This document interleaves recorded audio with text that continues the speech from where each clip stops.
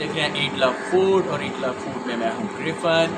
और ईट love food ना सिर्फ फूड के बारे में डिस्कस करता है और डिस्कस करता है कि ऑन गोइंग लाइफ के ऊपर चल क्या रहा है। तो आजकल जो मैं अपने फ्रेंड्स के साथ बातचीत कर रहा हूँ और इसके अलावा जो मेरे कोलीग्स हैं, जो मेरा स्टाफ है, मुझे अक्सर ये बात करता है कि हम इंग्लिश लैंग्वेज कैसे सीख सकते हैं, इंग्लिश लैंग्वेज के ऊपर कैसे अबूर हासिल कर सकते हैं, और हम कैसे इंग्लिश को जो है ना वो अपनी लाइफ का पार्ट बनाएं। तो मैं उनसे एक सिंपल सी एक बात करता हूँ, उनसे सिंपल सा ये एक जो है वो डिस्कस करता हूँ। मैं कहता हूँ कि भाई हमने उर्दू बोलना और पंजाबी बोलना या वट जो भी आपकी मदर टंग है वो कैसे सीखी, क्या हमने उसके लिए क्या किया, हमने कोई कोर्सेज़ किए नहीं, हमने कोई कोर्सेज़ नहीं किए।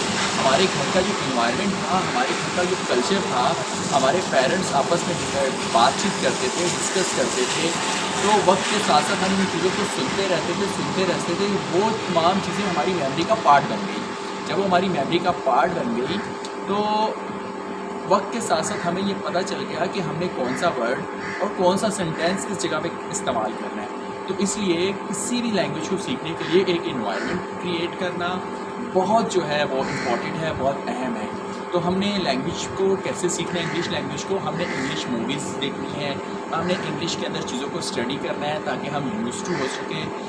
इसी तरह हमने आपस में भी जो है इंग्लिश में टॉक करने हैं, वो चीज़ें हमारी मेमोरी का पार्ट बनती रहेंगी और इस तरह हम एक इंग्लिश लैंग्वेज को जो है वो सीख लेंगे। इंग्लिश एक लैंग्वेज है, ये काबिलियत नहीं है, पर इंग्लिश आना नेसेसरी है क्योंकि English is a international language.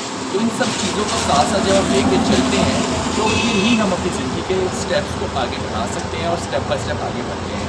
अब इस वक्त जो है इस बातों के साथ साथ मैंने आपसे ये भी बताना था कि कराची शहर का मौसम बहुत अच्छा है, बारिश हो रही है, मौसम बहुत खुशगवार है।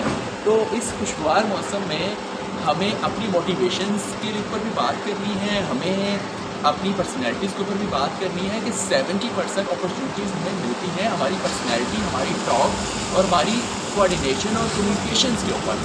तो हमें इनके ऊपर काम करने की ज़रूरत है। तो हमें अगर लैंग्वेज सीखनी है, जैसे मैं पहले बता चुका हूँ कि हमें इन्वॉल्व रहना पड़ेगा चीज़ों के अंदर। तो thanks for watching eat love food, और जुड़े रहिएगा और इसी तरह बातचीत होती रहेगी। Thank you so much guys.